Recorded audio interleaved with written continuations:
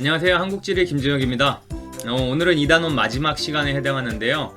여태까지 1, 2단원에 걸쳐서 엄청 많은 주제들을 살펴봤는데 오늘은 마지막으로 한 페이지, 17페이지 개념 정리 못했던 내용하고 2단원에 남아있는 문제들 다 이렇게 풀어서 1, 2단원을 총 마무리하도록 하겠습니다. 먼저 여러분들은 17페이지를 봐주시면 되고요. 17페이지 화면에 보이는 대로 오늘 다룰 주제는 이 한 페이지에 다 들어가 있습니다. 먼저 지리정보의 수집과 활용, 지리정보의 개념에 대해서 정리를 할 거고요. 이번 시간에 가장 핵심에 해당하는 통계지도, 통계지도 내용은 조금 자세히 살펴보고 마지막으로 GIS, Geographic Information System과 지리조사의 단계 이렇게 남아있는 내용 정리하도록 할게요. 먼저 지리정보의 수집과 활용 여기서부터 봐주세요. 자, 이 지리정보의 수집은 말 그대로 인간이 생활하는 공간과 지역에 관한 정보를 지리정보라고 하는데 이 내용은 사실 지리라기보다는 일종의 단어와 관련된 그런 내용이라 수능에 단독으로 출제되지는 않고요. 지문에 언급되는 정도 그런 내용입니다. 선생님 얘기 잘 들어보시면은 대충 무슨 얘기인지 제 얘기를 듣지 않아도 이해가 가고요. 선생님 설명 들으면은 좀 더 명확하게 개념 정리하실 수 있어요. 살펴볼게요. 지리정보의 유형 요거를 기억하시면 되는데 지리정보는 다른 정보하고 틀리게 이 공간 정보라는 특징이 있어요. 그래서 공간 정보는 말 그대로 위치입니다. 위치라고 하면은 여러분들 첫 시간에 선생님이 영상 찍을 때 위치는 수리적 위치, 지리적 위치, 관계적 위치로 나뉜다. 이거 기억나실 거예요. 일반 정보하고 틀리게 지리정보는 이 어디에 공간이라고 하는 위치라고 하는 그런 정보가 포함되어 있어서 이 지리정보는 공간 정보, 어떤 장소나 현상의 위치 및 형태에 대한 정보, 이거를 공간 정보라고 한다. 이렇게 개념 정리를 하고 있어요. 그럼 이제 더 살펴볼게요. 그럼 속성 정보는 뭐냐? 속성 정보는 장소나 현상의 인문적, 자연적 특성을 나타내는 정보, 이거를 속성 정보라고 하는데요. 이렇게 하면 말이 너무 어려우니까 여러분들 이렇게 정리하세요. 속성은 말 그대로 성격이다. 이렇게 생각하시면 엄청 쉽게 다가옵니다. 예를 들어 볼게요. 김재혁 선생님은 집에 있다. 네, 여기 지금 집이에요, 저희 집. 학교에서 촬영을 했더니 목소리도 학생들이 없는 교실에서 하니까 너무 울리고, 또 선생님은 이제 담임이 아니라 올해는 이제 본교무실 2층 교무실에서 연구 부위를 맡았기 때문에 교실이 마땅히 없어요, 저한테. 그래서 이제 교실에서 하는 것보다는 퇴근 후에 집에서 이렇게 영상을 촬영하고 있고요. 김재영 선생님은 집에 있다. 김재영 선생님 집에서 영상을 찍는다. 그러면은 그거는 김재영 선생님에 대한 공간 정보에 해당합니다. 그럼 속성 정보는 어떠냐?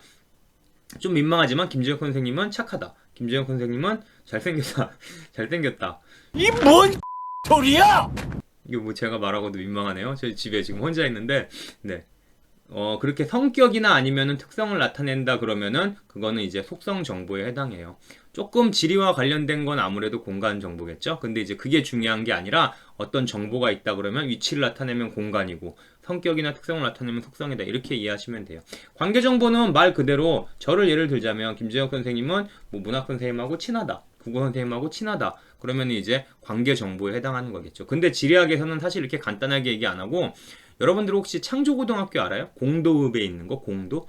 우리 여기서 평택에서 바로 옆이 안성이잖아요. 안성시 공도읍이라는 동네가 있고 거기 창조고등학교도 있는데 재밌는 건 공도읍은 안성행정구역이에요. 근데 공도읍 사람들은 기차를 탈 때나 버스를 탈 때나 영화를 볼 때나 옷을 살 때나 안성 시내로 안 가고 평택 시내로 나옵니다. 당연히 평택이 안성보다 더 고차 중심지고 서비스 기능이 더 많다 보니까 행정구역은 공도읍이 안성이지만 생활권 자체는 평택이에요. 평택. 그러니까 주소만 안성인 거지 사실은 생활권 자체는 평택 사람이랑 다를 게 없거든요. 그럼 예를 들어 봅시다. 공도읍은 평택 생활권이다. 그러면 공도읍과 그 평택과의 생활권.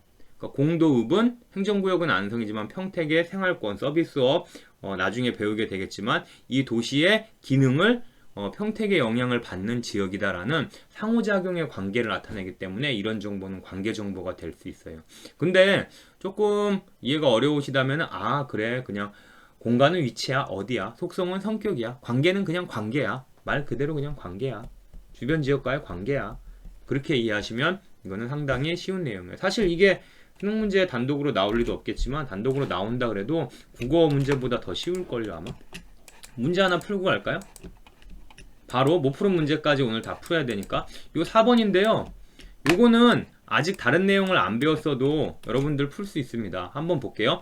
4번 다음 글의 기응미음에 대한 설명으로 옳지 않은 것은 지표 위의 지리적 현상과 관련된 모든 정보를 지리정보라고 한다.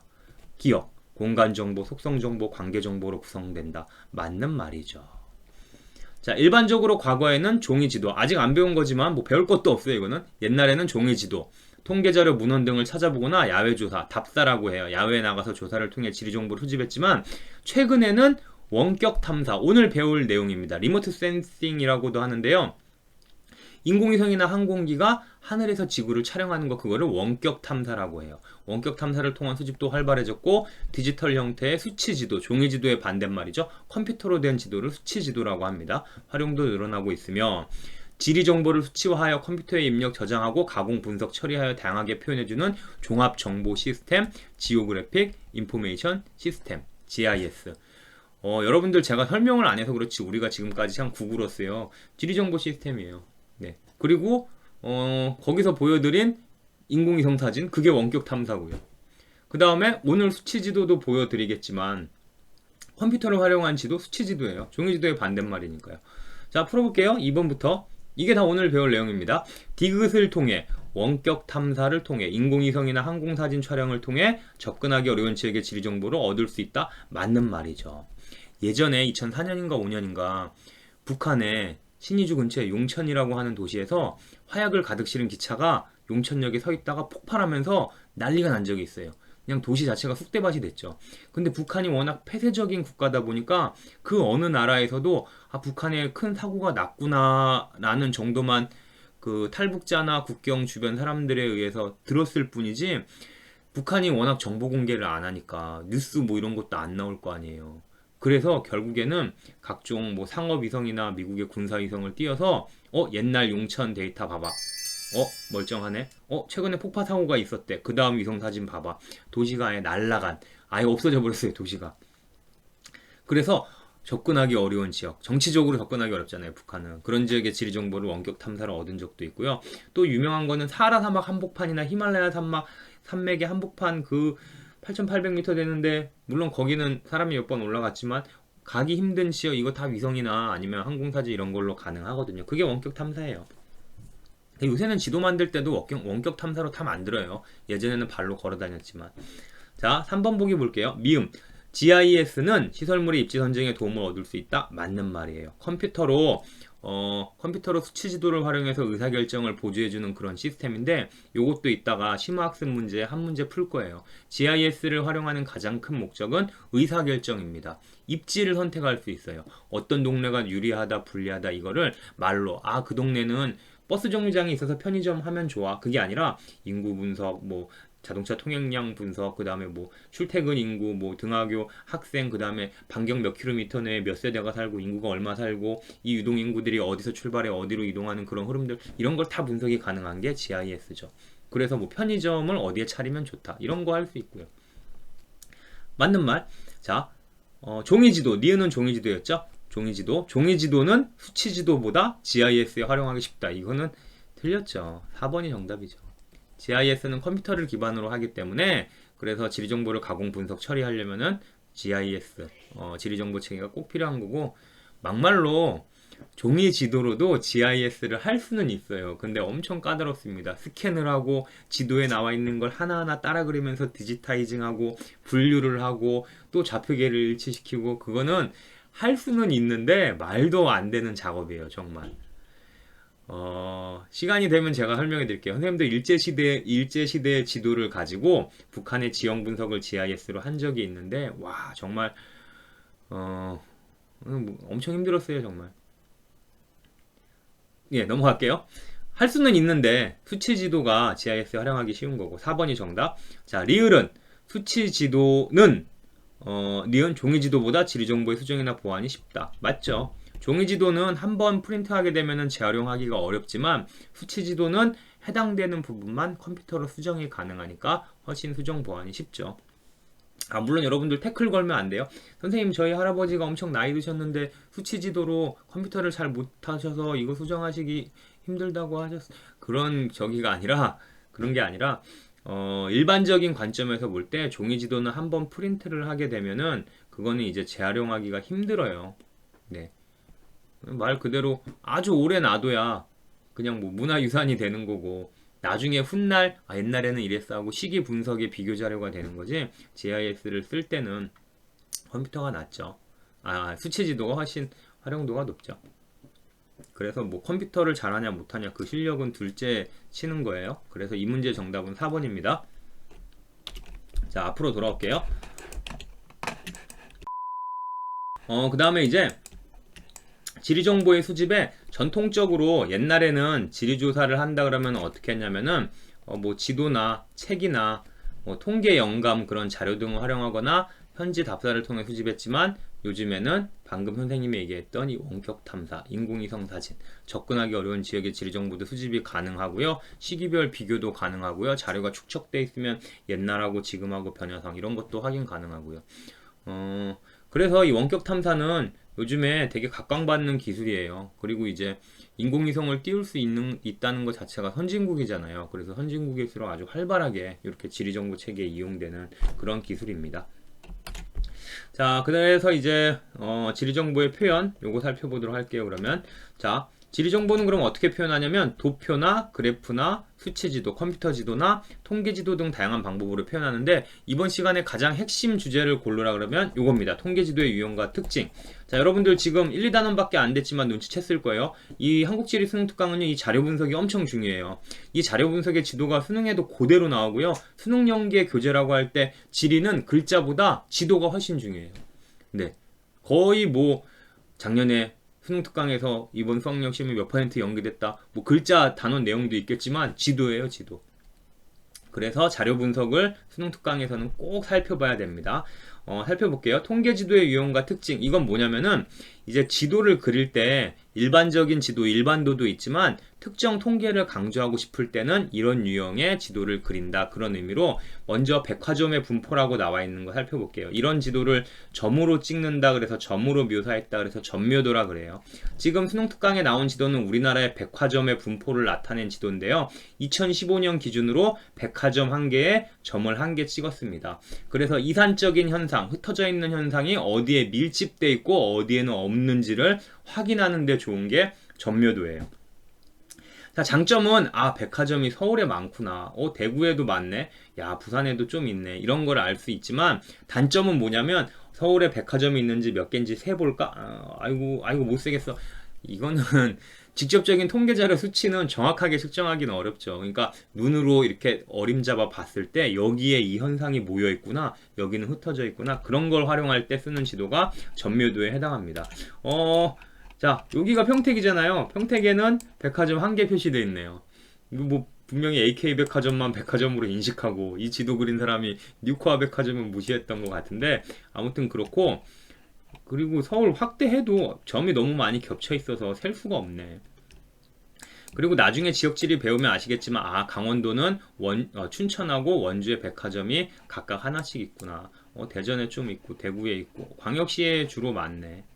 그런 거 알 수 있어요. 여긴 보나마나 천안일 거고.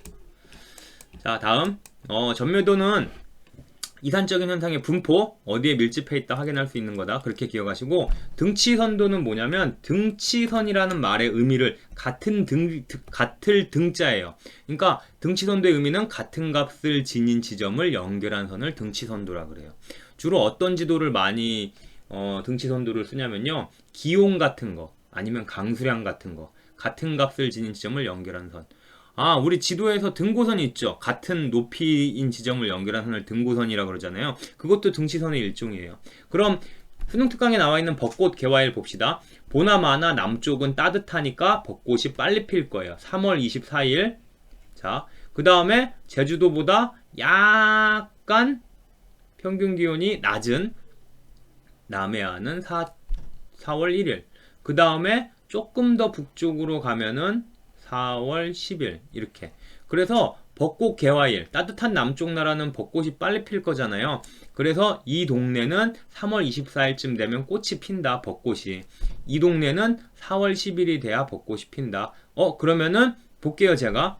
여러분들 여기 봅시다. 요게 이제 전주인데, 그러면 전주는 벚꽃 피는 날이 언제냐? 이렇게 따라가 보면은 4월 4일에 핀다. 이런 거를 알 수 있어요. 그러면은 요 선은 4월 7일 선이잖아요. 4월 7일 선이 여기쯤에 있으니까 그럼 4월 4일, 5일, 6일, 7일 이렇게 대략 3등분 하면 돼요. 이거를 보관법이라고 하는데 대전은 그러면 4월 5일에서 4월 6일 사이쯤에 피겠네라고 간접적으로 예측해 볼 수 있어요. 이 각각의 이 선과 선 사이의 간격은 자료값이 연속성이 있기 때문에 이렇게 측정하는 방법을 보관법이라고 합니다. 물론 그거는 이제 기후할 때 제가 다시 설명해 드리고요. 여러분들은 지금 이번 시간에 같은 값을 지닌 지점을 연결한 선을 등치선이라고 하는구나. 이렇게 알아두시고, 다음으로 이제 단계 구분도가 있어요, 여러분. 단계 구분도는 여러분들 유심히 보시면은 테두리가 있습니다. 테두리. 즉 무슨 말이냐면 요렇게 행정구역이 표시되어 있어요. 행정구역 경계가 보이고요. 행정구역별로 연한 색깔, 진한 색깔 이렇게 표현해 놓는 걸 단계 구분도라고 합니다. 즉 인구의 순이동률, 사람이 많이 들어오느냐 아니면 빠져나가느냐. 2015년 기준으로 많이 빠져나가면 이렇게 하고 많이 들어오면, 이사를 오면은 이렇게 진하게 표시하고, 그래서 단계 구분도의 특징은 행정구역을 바탕으로 간격을 조정했고 계급의 급간이 있습니다. 마치 우리 등급 구분하는 것처럼, 수능에서 등급 구분하는 것처럼 몇 프로에서 몇 프로는 몇 등급 이런 것처럼. 그래서 단계 구분도는 이렇게 기억하시면 세다 약하다 이렇게 표현했구나 이렇게 이해하시면 되고요. 다음 수치력을 나타낸 지도가 여기에 나타나 있는데 이거는 이제 도형 표현도예요. 선생님 아까 점묘도하고 비슷한데요? 아니요. 틀린 부분이 뭐냐면 점은 백화점 1개, 점 1개 이렇게 표현했지만 도형 표현도는 이 그 동그라미의 크기를 바탕으로 수출액이 많냐, 800억 달러냐, 아니면 200억 달러냐, 작은 동그라미 이렇게 표시를 할 수 있기 때문에 도형 표현도는 조금 활용도가 되게 다양한 편이에요. 사실 제 개인적으로는 도형 표현도를 제일 좋아하는데 그 이유가 이렇게 한 가지 정보만 포함할 수 있는 게 아니라 여러 가지 정보를 포함할 수 있어요. 예를 들어 볼게요. 여기가 이제 포항 울산에다가 표시한 것 같은데 울산항에 뭐라고 할까요? 물류 이렇게 해놓고 뭐 수출하고 수입을 합쳐서 얼마 그러면 이만큼의 동그라미를 그리잖아요. 근데 울산은 수출을 수입보다 더 많이 해 그러면은 이렇게 반을 넘어서 수출, 요거는 수입. 그러면은 수출량도 나오고 수입량도 나오고 수출 수입을 합한 양도 나와요. 또는 이런 것도 있어요, 여러분. 강원도의 인구 비율을 한번 제가 해볼게요. 제일 어린 애들, 강원도의 인구는 뭐 이렇게 얼마인데 이 인구 중에서 0에서 14세 어린아이들은 이만큼이고 청장년층 젊은 층은 이만큼이고 노인층은 이만큼이다. 이렇게 세 가지 정보를 한꺼번에 표현할 수 있어요. 그러면 0에서 14세 유소년층, 청장년층, 노년층을 다 합친 숫자도 동그라미 크기로 범례를 바탕으로 이렇게 뭐 몇 명 이렇게 범례 뭐 100, 뭐 50, 그다음 뭐 30, 뭐 이렇게 알 수도 있고요. 그리고 각각의 전체 다해서 100인데 뭐 몇 퍼센트가 어린아이네 그래서 계산을 할 수가 있죠. 아예 이런 것도 있어요. 이런 식으로도 그래요. 그러니까 여기다 전라북도의 인구 비중 어린애 요만큼, 젊은층 이만큼, 노년층 이만큼 뭐 이런 식으로 그래프식으로 그 동네에 올려놓을 수도 있어요. 그러니까 도형 표현도가 사실 그림 좋아하는 사람들한테는 자유도가 엄청 높아서 디자인하기도 예쁜 것도 많고 다양한 정보를 포함시킬 수도 있고 그래서 활용도가 높습니다. 자, 유선도는 뭐 간단해요. 인구 이동처럼 출발을 서울에서 했는데 제주도로 이사를 갔다. 몇 명 안 된다. 얇게 그리고 서울에서 빠져나와서 세종으로 갔다. 많이 갔다. 굵게 그리고 출발지, 도착지, 그 다음에 요 폭을 바탕으로 그 이동하는 사람의 숫자까지 알 수 있죠. 그래서 인구 이동도 그리지만 그런 것도 그래요. 무역할 때 미국에서 일본 가는 무역 수출 선박이 얼만큼 되고 무역량이 얼만큼이다. 그러면 미국 출발, 일본 도착, 무역량 얼만큼 굵기로 이렇게 표현하고. 그래서 5가지 유형의 지도를 살펴봤는데 이것도 마찬가지로 이렇게 볼 게 아니라 문제를 직접 풀어보고 선생님하고 같이 복습해 봅시다. 그래서 이 문제는 과거에는 엄청 유행했어요. 이 통계지도 문제는. 자, 4번 문제, 20페이지 4번 문제.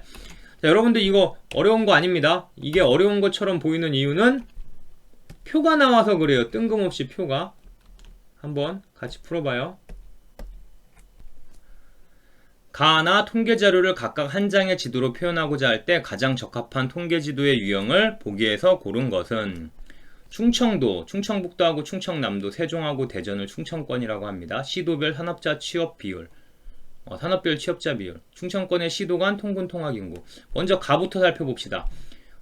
시도, 충청북도, 충청남도, 세종시, 대전광역시의 산업별 취업자 비율이라 그래서 대전, 세종, 충남, 충북이 이렇게 있는데, 자, 1차 산업 농업, 2차 산업 공업, 3차 산업 서비스업.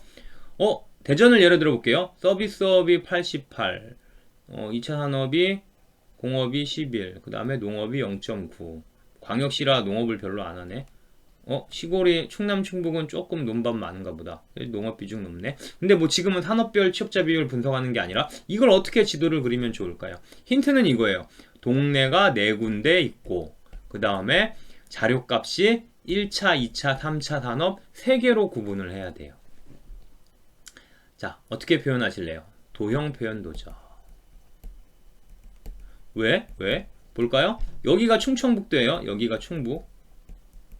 이게 충북입니다. 그럼 충북에 3차 산업 비중이 높다, 68%다. 그러면 요 하얀색이 3차 산업 68%에 해당하고요. 그 다음에 뭐 2차 산업이 이만큼이다, 요거에 해당하고 1차 산업이 이만큼이다, 요거에 해당하고 이런 식으로 파이 차트라 그래요. 동그라미를 이렇게 3개로 구분해서 할 수 있어요. 또는 이거 말고 아까 제가 설명드린 그래프식으로 이렇게 표현할 수도 있겠죠. 이렇게 동네에다가 이 그래프로 3차, 뭐 2차, 1차 이렇게. 그래서 가는 기억이 무조건 들어가야 돼요. 기억. 자, 니은은 안 돼요. 가를 니은으로 못 그리는 가장 큰 이유는 단계 구분도는 계급 간 급간이 있었고, 그리고 행정국을 바탕으로 자료값이 세면은 진하게, 자료값이 약하면 연하게 그려야 되잖아요. 근데 이거 보세요. 단계 구분도로 그리면 3차 산업지도 한 장 그리고 2차 산업지도 또 한 장 그리고 1차 산업지도 또 한 장 그리고 3장으로 나눠서 그려야 돼요. 힘들잖아요. 그러니까 한 장에 다 표현할 수 있으니까 기억이 맞고요. 니은은 틀렸어요. 그러면은 기억이 꼭 들어가야 되니까 아니고 아닌 게 되죠. 이거는 좀 쉽습니다. 충청권의 시, 도 간 통근 통학 인구. 자, 버스터미널 가면 이런 표 많이 볼 수 있는데 제가 해석해 드릴게요. 출발지 대전. 대전에서 출발해서 도착 세종. 세종에 도착하는 인구는 단위가 1000명이니까 15,000명이다. 이런 뜻이죠. 출발지, 도착지, 이동하는 양. 하나 더 볼까요? 충북에서 출발해서 충남으로 가는 사람은 6,000명밖에 안 된다. 출발지, 도착지, 그 다음에 인구가 많으면, 이동하는 인구가 많으면 두껍게, 적으면 얇게, 디귿에 해당하죠. 이게 유선도였죠. 그래서 2번 기억 디귿이 정답입니다. 만약에 등치 선도를 정답으로 해서 문제를 만들려면은 기온이나 강수량, 뭐 꽃이 먼저 피는 날, 단풍이 먼저 단풍이 물드는 날, 뭐 이런 식으로 문제를 만들어 볼 수는 있겠네요. 정답은 2번이 됩니다. 다시 앞으로 돌아올게요. 네. 다음 주제는 이제 지리정보 시스템인데, 지리정보 시스템은 사실 제가 여태까지 여러분들한테 많이 보여드렸던 구글어스를 생각하시면 돼요. 지오그래픽 인포메이션 시스템이라 그래서 다양한 지리 정보를 수치화하여 컴퓨터에 입력 저장한 후에 사용 목적에 따라 가공, 분석, 처리하여 표현하는 종합 정보 시스템입니다. 지오그래픽 인포메이션 시스템이라고도 하고요. 이 시스템을 또 사이언스라고 하는 사람들도 있어요. 그러니까 하나의 과학이죠, 과학. 왜냐면은 지리학에서만 쓰이는 게 아니라 건축, 토목, 도시관리, 입지 선정, 심지어 자동차에 있는 내비게이션까지 이런 거 다 지리정보 시스템의 범주에 포함이 되거든요. 그리고 특히 이제 뭐 설계라든지 캐드 하는 사람들도 이 무슨 뭐 컴퓨터 디자인, 그러니까 건축하는 사람들도 절대 이 지리정보 시스템을 벗어날 수가 없어요. 집을 짓는다, 뭘 한다, 그게 벌써 공간정보, 위치, 어디에 그런 게 들어가잖아요. 그리고 사실은 이제 선생님을 포함해서 지리 공부하는 많은 사람들이 아크GIS나 QGIS 같은 GIS 프로그램을 물론 글래스GIS 등등등 다양한 프로그램이 있어요. 이 프로그램을 가지고 의사결정, 아까 나온 입지 분석도 하고, 선생님 같은 경우 이제 지형이 전공이기 때문에 지형 분석 이런 것도 많이 하고, 그 다음에 지도 제작 이런 것도 많이 하고, 활용도가 엄청 높은 시스템입니다. 그래서 장점, 중첩 분석 등을 활용하여 복잡한 지리 정보를 신속하게 처리. 수작업을 하려면 엄청 힘들겠죠. 최적의 입지나 경로 선정, 국토 및 환경 재해 관리 등에 활용을 한다. 여기서 중첩 분석 요거 살펴볼게요. 중첩 분석은 여기 나와요. 분석 과정, 경사도, 고도, 인구수, 토지시설, 다양한 지도를 레이어, 비닐이에요, 비닐. 레이어, 다양한 조건을 담고 있는 데이터층을 출력하고 이를 결합하여 분석하는 과정. 여러 조건을 동시에 만족하는 지역을 추출하는 데 사용한다. 이런 게 중첩 분석입니다. 지금 뭐 중첩 분석을 다 할 수는 없고, 여러분들 제가 구글어스에서 이렇게 껐다 켰다 하는 거 레이어 이거 혹시 기억나세요? 요런 게 이제 그 비슷한 사례예요. 국경을 끄면은 노란색 선이 사라지고 키면은 다 뜨고, 그 다음에 뭐 여기 뭐 지구촌 바로 알기에서 뭐 어떤 아이콘을 누르면은 그 레이어가 뜨고 안 나오고, 뭐 그런 것들이 레이어고요. 아, 이거 말고 제가 아예 이충동을 한번 우리 학교 주변을 레이어로 돼 있는 지도를 지금 즉석에서 다운받아 한번 보여드릴게요. 수치 지도입니다. 국토지리 정보원 온맵이었는데 과거에는 이름이 바뀌었나? 그냥 국토정보 플랫폼 이거 들어갈게요. 자, 국토지리 정보원에 들어왔습니다. 자, 미리 준비하고 그런 거 아니고요. 제가 지금 바로 들어왔어요. 가만히 있자. 제 아이디어가 자, 됐고요. 요 아래쪽에 보면은 그렇지, 항공사진 지도 받기라고 나와 있는데 여기를 눌러 볼게요. 화면이 하나 떴고요. 여기서 제가 이충동이라고 쳐볼게요. 그러면은 온맵을 아니다, 이충동을 먼저 누르고 온맵을 눌러야지. 그러면 제가 친 지역의 지도가 이렇게 쭉 나와요. 축척이 제일 대축척 지도, 요거를 그냥 바로 위에 떴으니까 고를게요. 그러면 딱 우리 이충고등학교 주변으로 해서 엄청 자세한 지도가 나올 겁니다. 아이고 뭐야, 아 맞다, 생년월일 입력해야 되네. 아이고 나 나이 많은데. 이거는 삐 처리해야 되겠다. 삐. 네, 생년월일 입력했고 본인 확인 받았어요. 신청 파일 다운로드 이렇게 나오네요. 아, 왜냐면은 이게 아무래도 지리 정보가 민감한 정보들이 많잖아요. 그래서 신원 확인을 확실히 받아야 돼서 그런 거고요. 자, 네, 바탕화면에 다운을 다 받았습니다. 끄고요. 자, 열어볼게요. PDF 파일로 이렇게 돼 있어요. 도형명은 용인으로 돼 있지만 사실 여기서 레이어를 이미지를 끄고 우리 학교를 찾아볼게요. 여기 있네, 이충고. 그래서 축소해 놓고 볼게요. 이쪽에 있는 레이어를 키고 끄고 이렇게 눈을 누르면은, 눈 모양을 누르면은 이렇게 해당되는 정보들이 나왔다 들어갔다 합니다. 그럼 먼저 경계를 한번 눌러 볼게요. 경계, 행정구역 경계로 상위 레이어를 먼저 키래네. 알았어. 경계를 누르면 이렇게 보라색으로 동경계가 나오고요. 지형, 등고선이겠죠? 자, 그 다음에 교통, 철도하고 도로들이 막 표시가 됐어요. 건물, 원룸단지, 우리 학교 운동장, 그 다음에 식생, 반 모양 이렇게 표시되어 있고, 후계, 후계, 이야, 이게 나오네요, 여러분. 우리 알죠, 여러분? 여기 후문에서 나가서 이충동 상가로 이렇게 가기 전에 여기 여름에 폭포물 떨어지고 분수 나오는 그것까지 나오네요. 그리고 이미지. 자, 이런 게 이제 레이어입니다. 그럼 선생님, 이런 걸 가지고 어떻게 분석을 해요? 네, 분석은 문제를 통해서 확인해 보도록 할게요. 이거는 이제 사실 여러분들 문제 내려고 네모 방안에 표시한 거고, 그 각각의 레이어에다가 이런 식으로 가중치를 부여하거나 점수를 매겨요. 먼저 자, 읽어볼게요. 문제 풀면서 설명할게요. 다음 조건을 고려하여 야구장 신축 부지를 정하려고 할 때, 야구장을 지으려고 하나봐요. 어디가 좋은지 A2에서 골라라. 후보지 평가 항목별 점수는 다음과 같음. A, B, C, D, E. 물론 실제 할 때는 요 방안마다 다 A, B, C, D, E, F, G, H, I, J, K, L, M 뭐 이렇게 있을 겁니다. 근데 이건 시험 문제니까 5개만 뽑았나봐요. 도로는 요거고, 요거랑 요게 이제 도로고. 자, 입지 선정 평가 점수 합산 방법. 지가, 땅값의 평가 점수에 곱하기 2를 해라. 아, 땅값이 중요한가 보다. 가중치를 2나 줬네. 그럼 고칠게요. 지가 평가 점수가 3인데 곱하기 2를 하랬으니까 6, 그 다음에 8, 그 다음에 8, 그 다음에 10, 그 다음에 6이 되죠? 자, 유동인구 평가 점수는 그냥 가. 곱하기 1이야. 그러니까 그냥 가. 원래 점수 4, 3, 2, 2, 3.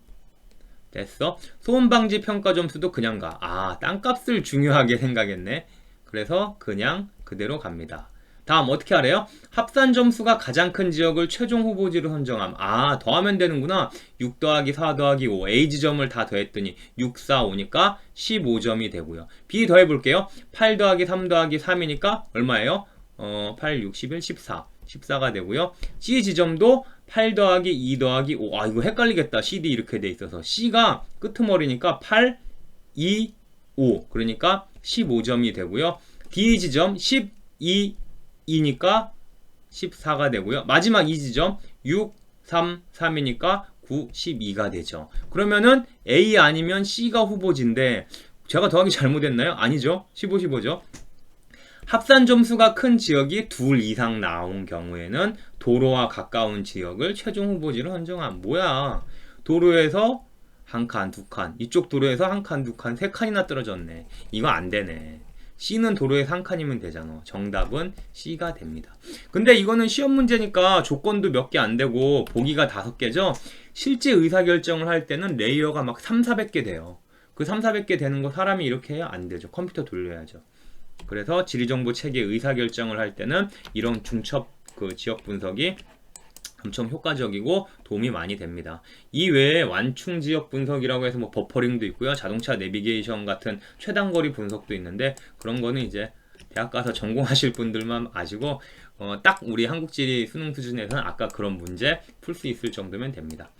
자, 이번 시간의 마지막 지역조사. 지역조사는 여러분들 글을 쓸 때 그런 거 있잖아요. 뭐 주제를 정하고 소재를 정하고 그 다음에 뭐 서론, 본론, 결론 뭐 이런 거 있듯이 지리조사도 순서가 있어요. 지역조사의 의미, 어떤 지역이나 장소를 이해하기 위해 문제점을 파악하여 해결하기 위해 지역에 대한 정보를 수집, 분석, 종합하여 지역성을 파악하는 활동을 지역조사라고 하는데 지역조사할 때는 제일 먼저 첫 번째 제일 먼저 당연한 겁니다. 주제 정하고 뭐 글 쓸 때 목적을 제일 먼저 정하고 주제와 지역을 선정한다. 제일 먼저 해야 될 일. 그 다음에 예를 들어서 주제하고 지역을 선정해서 목적도 정하고 그러면은 정보를 수집해야 되는데 답사, 지리에서는 야외조사가 있어요. 근데 나 평택을 조사할 거야. 뭘 조사할까? 평택에 뭐 상권 분석을 할 거야. 그럼 평택 가자. 아니죠. 그 전에 평택을 가기 전에 실내 조사를 먼저 해야 돼요. 야외 조사, 답사라고 하는 야외 조사를 준비하기 위해서 사전에 지도나 책이나 통계 자료나 인터넷 등을 통해 지리 정보를 미리 수집하고 야외 조사를 준비해야죠. 이거를 실내 조사라고 합니다.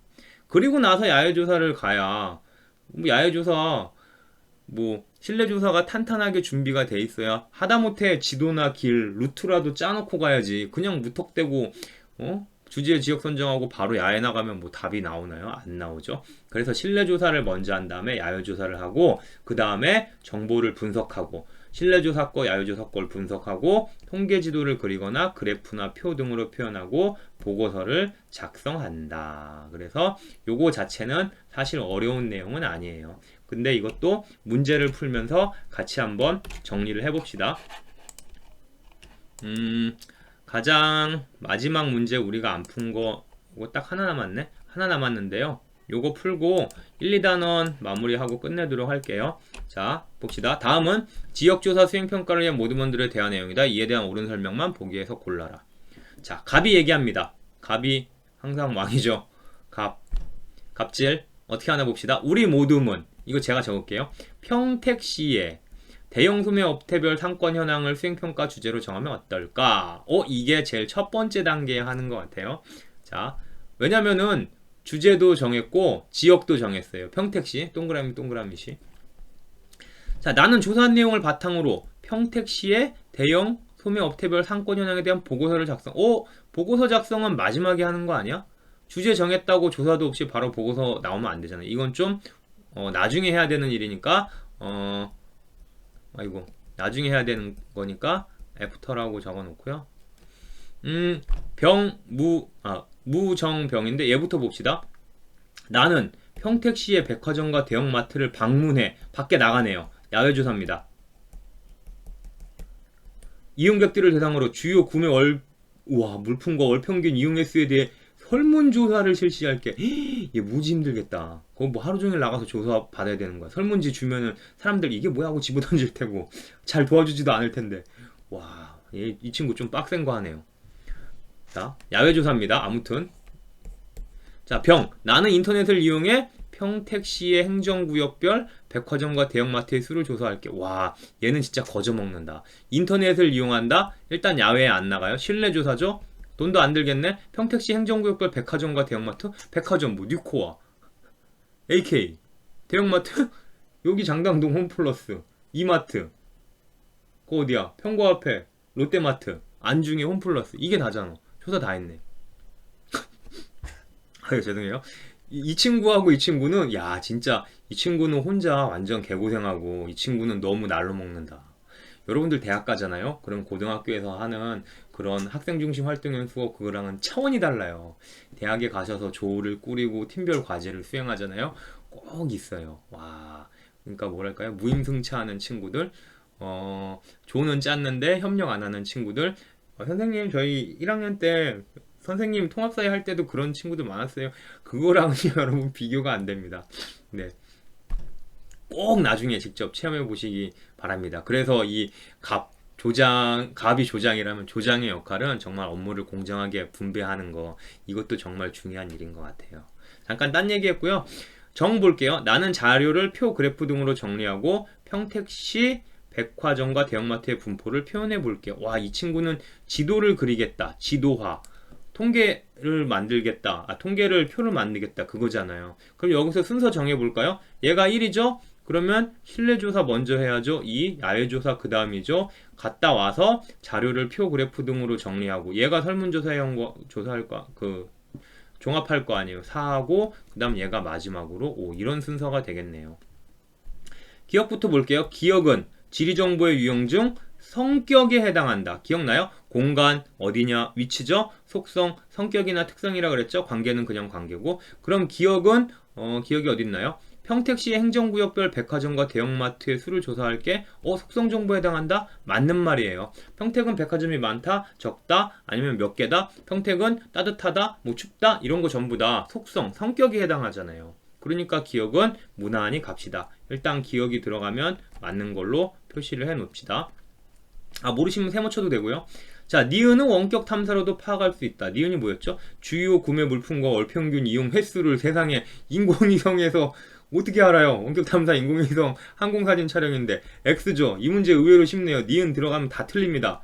틀립니다. 그럼 뭐야? 정답은 2번 아니면 4번이네.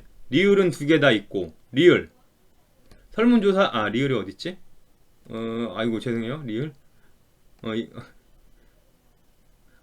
따로 있는 게 아니네. 죄송해요. 병과 무의 활동은 의뢰 활동보다 먼저 이루어진다. 병과 무는 2번, 3번이고 이게 5번이었으니까 맞는 말이네. 그러면 기억, 디귿, 리을. 정답은 4번이 되겠네. 기억, 리을이 들어가니까 4번이 정답이 되겠네요. 그러면 디귿도 확인하고 갑시다. 자, 디귿은 지리정보의 수집 단계 중 야외조사에 해당한다. 설문조사를 실시할 게 야외조사죠. 그러니까 4번이 맞네요. 참, 여기서 여러분들 설문조사를 실시했잖아요. 직접 구매물품과 월평균 이용횟수를 밖에 나가서 설문지 돌리면서 조사했잖아요. 밖에 나가서 해야 되는 거니까 이 설문조사를 실시한다? 야외조사가 맞죠. 근데 또 이렇게 얘기하는 친구 있어요. 선생님, 설문조사를 인터넷으로 이메일로 보내고 이메일로 받았어요. 뭐 그러면 어쩔 수 없죠. 그러면은 밖에 나간 게 아닌 거기 때문에 실내 조사에 해당할 수도 있겠죠. 근데 그 문제를 여러분들 문제가 나왔을 때 이게 중요해요. 보세요. 설문지를 미리 준비했다. 설문지를 미리 준비했다. 설문지 문구를 미리 준비했다. 질문을 미리 작성했다. 그러면 이거는 확실히 야외조사가 아니라 실내조사인 셈이 되죠. 그렇죠? 자, 그래서 4번 이 문제는 기억, 디귿, 리을이 다 들어가서 4번이 정답이 됩니다. 지금까지 1단원에 대한 내용들 쭉 살펴보고 빠진 문제 없이 다 풀어봤는데 사실 이 수능특강 1, 2단원은 뭐 한국지리를 처음 배운 거였기는 하지만 여러분들이 그래도 기본 상식도 어느 정도 여러분들이 있었고 또 이제 사회시간 중학교 때부터 뭐 고등학교 통합사회부터 해가지고 쭉 3학년까지 올라오면서 여기저기 들었던 얘기들 많아서 뭐 크게 어렵지는 않았을 거예요. 근데 이제 선생님이 종합해 보자면은 1, 2단원에서 가장 중요한 거 수능에 많이 나오는 거는요. 영희하고 배타적 경제 수역이에요. 이 부분은 거의 매년 출제될 정도로 그리고 그 해 독도와 관련된 이슈가 있었다 그러면은 수능에 꼭 출제될 정도로 시사하고도 관련이 깊은 부분이라 반드시 알아두시고 가셔야 되고요. 그 다음에 두 번째로 중요하다 그러면은 이제 우리나라의 지리지라든지 대동여 지도, 그러니까 지도하고 지리지, 지도 중에서는 대동여 지도, 그 다음에 지리지 중에서는 택리지, 이 부분도 거의 영의 배타적 경제 수학과 마찬가지로 쌍벽을 이루는 자주 나오는 주요 주제에 해당해요. 뭐 솔직히 말씀드리면 그 외에 다른 것들은 단독 문제로 나오기는 좀 힘들고요. 그나마 좀 복잡한 GIS 문제, 아까 방금 이번 시간에 풀었던 거 그런 게 단독으로 나온 적은 가끔씩 있었어요. 그래서 1단원에서는 제일 중요한 영예하고 배타적 경제 수역 꼭 복습하시고요. 그 다음에 지도하고 지리지에 대한 단원도 반드시 복습하고 틀린 문제 있으면 다시 풀어보고 그렇게 가시기 바랍니다. 아시다시피 원격 교육도 그 시험 범위 1차 지필 평가 범위에 해당하니까 그 부분은 참 좋네요. 못 본 거 다시 공부할 때도 볼 수 있고 그런 부분은 좋은데 그래도 빨리 개학이 돼서 마주보고 대면으로 수업하고 질문 답변도 하고 그랬으면 좋겠습니다. 선생님은 이제 오늘도 집에서 촬영을 했는데 사실 학교에서는 촬영하기가 힘들어요. 제가 이제 담임교사가 아니라서 교실이 없는 것도 있지만 그 부분도 있어요. 이제 여러분들 EBS 온라인 그 수능 특강에 해당 시간표에 잘 들어와서 듣고 있는지 안 듣고 있는지 선생님들은 그게 체크가 가능하거든요. 강좌 관리에 들어가서 현재 이수 경과를 보면은 몇 시에 시작해서 몇 시에 끝났다, 몇 분 정도 틀어놨다 이 부분이 보이기 때문에 아무래도 선생님 입장에서는 여러분들께 당부드리고 싶은 말은 출결보다도 이게 이제 3학년 1학기 내신에 들어가는 부분이니까 틀어놓고 다른 짓 하지 마시고 딱 수능 특강 펴놓고 필기도 밑줄도 같이 표시하시면서 공부해 주셨으면 하고요.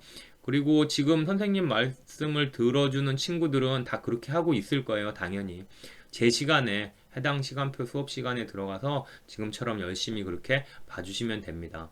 그렇지 않고 뭐 이따가 몰아서 봐야지, 한꺼번에 몰아서 봐야지, 그러다 보면 아무래도 게을러지게 되고요. 생활 습관이 틀어지게 되고 결국에는 이제 자기한테도 안 좋은 결과로 이어질 수 있으니까 지금처럼 지금 보는 친구들은 다 맞죠? 네, 필기도 하시고 밑줄도 그시고 푸시고 지금처럼 열심히 해주시면 여러분들 3학년 1학기 좋은 결과 있을 거예요.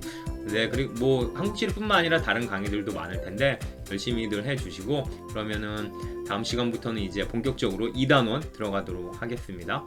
네, 지금까지 잘 봐주셔서 고맙습니다. 안녕.